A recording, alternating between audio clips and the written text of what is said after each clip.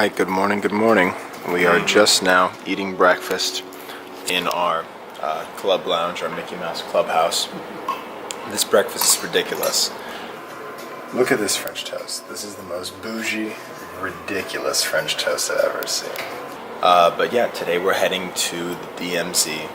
Should be a lot of fun. I think they've got us on a North Korean schedule because it's like we had to wake up at 5:50 and we have to be at the place by 7 a.m. Very early in Seoul, very cold.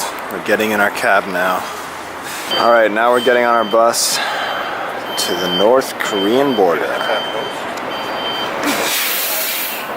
We're now heading towards the North Korean border, but I'm not allowed to take pictures or video, so we'll just have to wait until we get there so I can show you what's going on. So this is North Korea.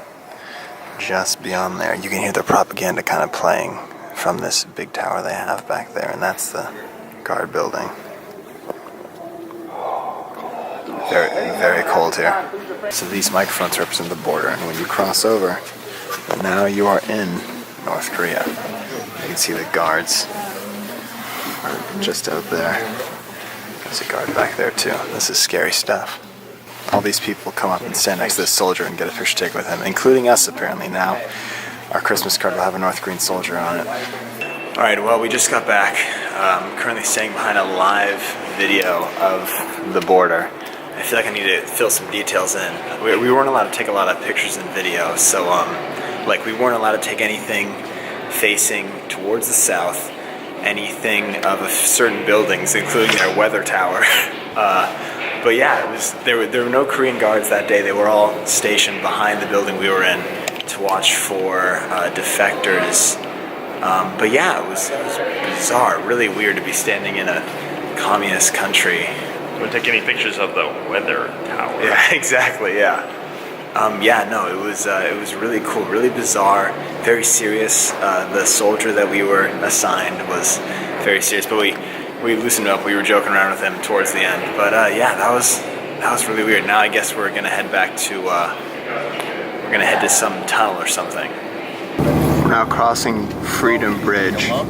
Look at that. That's supposed to be a river, but it's all frozen. It's like something like 18 degrees here. It's ridiculous. Even on the border of two countries locked in an armistice, there's still a Popeyes. I can't believe that. So now we're at a little lookout area. They've got a amusement park, and like that's Freedom Bridge over there, Freedom Bridge. Now I think we're going to, yeah, we keep hearing these booms in the distance. We're not sure if they're mines, but no one's really saying anything about them, so I guess they're just a routine. Next, I think we're heading to like this underground tunnel or something. Okay, so we've got lunch before the tunnels. It's Korean barbecue. Hopefully we know how to do it this time because we don't have anyone to help us. Okay, so lunch is over. Now we're going into the tunnel that the North Koreans dug in secret and the South Koreans found. They built like a tourist monorail in there, so we could ride that. But I'm not allowed to bring my camera or mobile phone in for security reasons, so I'll just have to tell you about it when we're done. We're watching a movie first before the tunnel. Looks like they're equipped with the IMAX theater here. Okay, so we just got off the monorail. This is what it looks like. You go into that tunnel way at the end. What'd you guys think? It was pretty cool, huh? Very small, very claustrophobic. Yeah, so like they had like you could walk down like 200 meters to see the part that North Korea, dug to try to invade the South, and like it was only like 5 or 4 feet tall. So like I kept hitting my head. Thankfully they gave us hard hats, but it's very bizarre here, very bizarre in there too. It's just like almost surreal. But yeah, now I think we have like 1 or 2 more stops to go, and then we go back to the hotel. Okay, now we're at the Outlook, looking out into North Korea. Okay, so that right there is called Freedom Village. It's the South Korean village, and then over there is called Propaganda Village. It's the North Korean village. And then over farther, there's a North Korean town where they build the stuff. And that sound you can hear is propaganda coming from the south to the north. They're like telling them how much money they could make if they defected or something like that. Alright, now we're at our last stop. We're in the South Korean train station that's built right on the border. It was meant to connect the two countries, but it never happened. However, it's really funny. It says to Pyongyang right there, which is the North Korean capital. Oh, no picture? Finally making it back to Seoul. We're getting close, and then we're gonna head back to the hotel after this. Alright, now we're back in Seoul, away from the DMZ, away from North Korea.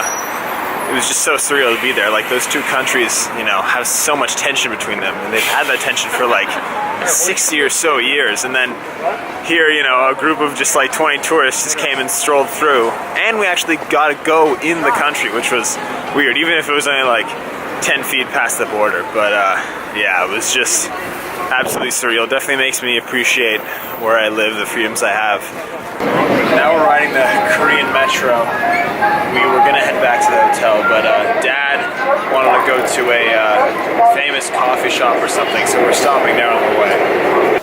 Okay, so 30 or 40 minutes later, we're at this coffee place. Let's see what this place is like. Very fancy in here. Even their clock, look at their clock. This is actually pretty cool. They have a second floor. It's all classy.